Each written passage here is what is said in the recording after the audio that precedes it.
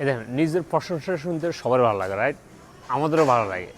এখন একটা জিনিস আসেন শুনেন, আমরা যে মার্কেটিং চাই না, এরকম মার্কেটিং করলে ভাই আমাদের খারাপ লাগে। যেমন অনেকে ব্লগার আছে, অনেক টিকটকার আছে, মানে আমাদেরকে নিয়ে প্রচুর ভিডিও করতেছে, মানে আমাদের ব্রিড ফ্লাইয়ের কথা শুনলে, ব্রিড ফ্লাইয়ের কথা ভিডিওতে লাগাই দিলে এটা ভাইরাল হয়ে যায়।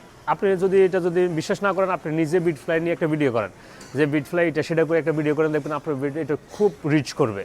অথবা আমার নিয়ে কোনো একটা পোস্ট করেন, যে পোস্টে আপনার কেউ আসে আপনার কিছু করে না, আমার নিয়ে ব্রিড ফ্লাই নিয়ে পোস্ট করবেন, দেখবেন এটা ভাইরাল। ঠিক আছে? সো অনেকে এই সুযোগটা কাজে লাগাইতেছে, লাগানো সমস্যা নেই, বাট আমাদেরকে নিয়ে মার্কেটিং করা তো করিয়েন না। কেন করেন না জানেন? কারণ একটা প্রবলেম হচ্ছে, ধরেন আমরা যে কান্ট্রি নিয়ে কাজ করি না, আপনার একটা ভিডিওর কারণে আমাদের অফিসগুলোতে আসে আমাদের যারা কাজ করে তাদের হাগামুতা বন্ধ হয়ে যায়, তারা নিজেদের আসল কাজ রাখা অন্য কাজ করতে হয়। যেমন অনেকে বলে যে ভাই টার্কি, তারপরে বসনিয়া, কসোভো, এগুলো নাকি আমরা কাজ করি। আমরা তো এগুলো নিয়ে কাজ করি না বাংলাদেশ থেকে।